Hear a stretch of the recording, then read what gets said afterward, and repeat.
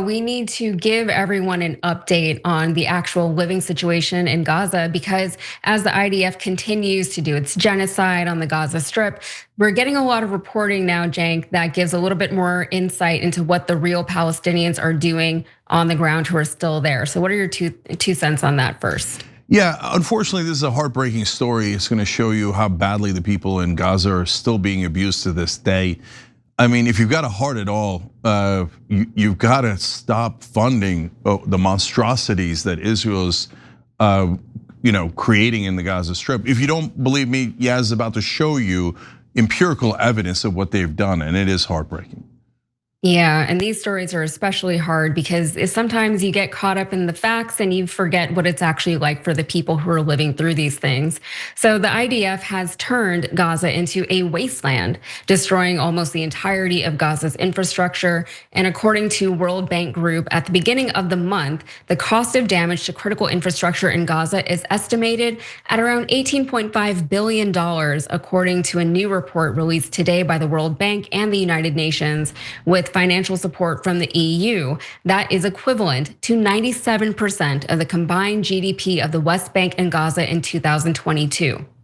So this includes sectors like housing, also public services like water, health, and education, and damage to commercial and industrial buildings. Housing, by the way, accounts for 72% of that cost, with over 1 million people homeless and 75% of the population being displaced. And also with 84% of health facilities damaged or destroyed and a lack of electricity and water to operate remaining facilities, the population has minimal access to healthcare, medicine, and other life-saving treatments. The water and sanitation system has nearly collapsed, delivering less than 5% of its previous output, with people dependent on limited water rations for survival. And sadly, this has caused another problem for families who are just trying to survive. They now have a pest problem. So according to DropSite, there's been a growing infestation of rats and cockroaches and other pests within the region. So in a rapid assessment of more than 1,600 displacement sites across Gaza this month, the UN found that in over 80% of them, rodents and pests were frequently visible, affecting 1.45 million people. Practically all of the affected families are now reporting skin infections, including scabies and lice and bed bugs, with more than 70,000 cases recorded so far in 2026.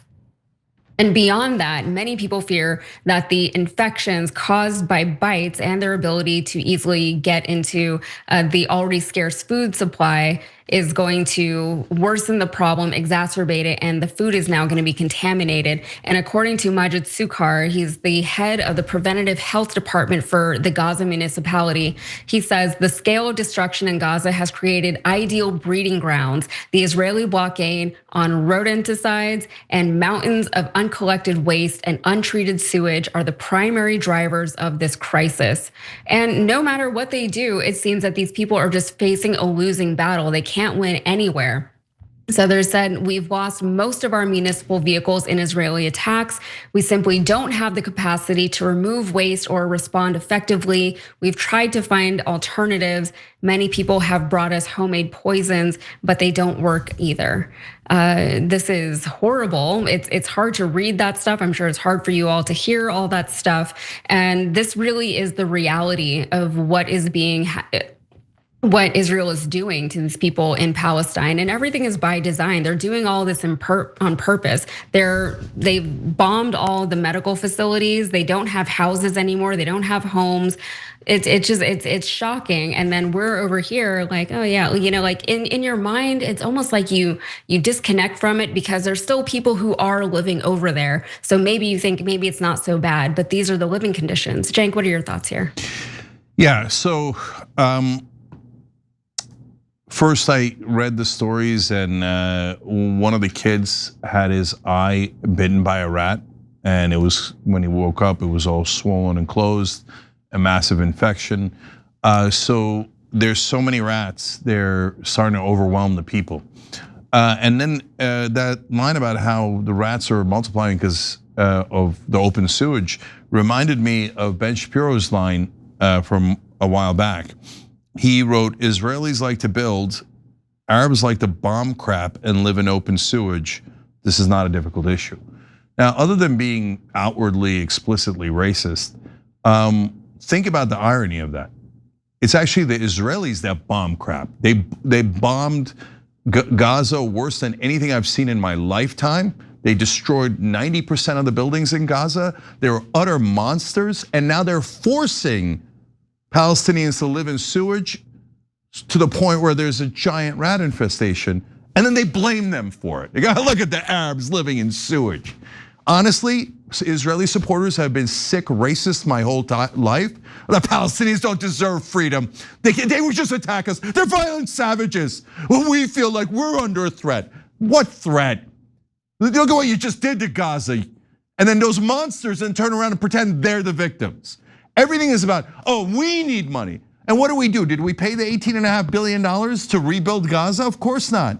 No, instead, under Biden, we sent an extra $21 billion to murder more Palestinians. And then Trump came in and he said, wait, I'm not done. I want to give you 13 billion extra to murder more Palestinians, more Lebanese, more Iranians. I need Israel to murder as many Arabs as possible while pretending to be the victim. Don't worry, the Israelis bought almost all of American media, and they're bragging about how they're not gonna let anybody see what Israel's really doing, and they're gonna destroy all of Israel's enemies by pretending that they're the bad guys so that they can continue to fund this disgusting genocide where they brutalize the Palestinians. If you are still supporting Israel, this government of Israel doing all of this, you're a deeply immoral person and you're literally a terrorist sympathizer. Look, one of the biggest problems with political media right now isn't just bias. It's how quickly the same story gets spun into two completely different realities depending on who's telling it. That's why I recommend Ground News. It's a website and app that pulls together reporting from across the political spectrum so you can compare how the same story is being covered, who's covering it, and what kind of narrative they're pushing. Take this story about Pete Hegseth refusing to rule out US troops on the ground in Iran. On Ground News, you can immediately see how differently outlets frame that same development. The Daily Signal downplays the danger by stressing that this isn't Iraq and that the war won't be endless. NBC, meanwhile, focuses on the key fact that Hegseth would not rule out American boots on the ground in Iran. Same story, two completely different realities.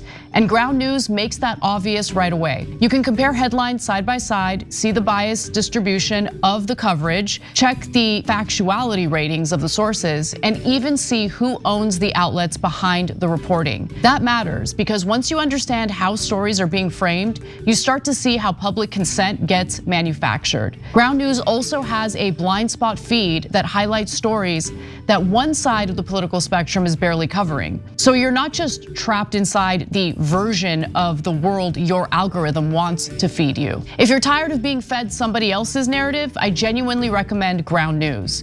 Go to ground.news/TYT or scan the QR code. Using our link gets you 40% off Ground News Vantage plan, and you can also gift a subscription directly through Ground News. Every time you ring the bell below, an angel gets his wings.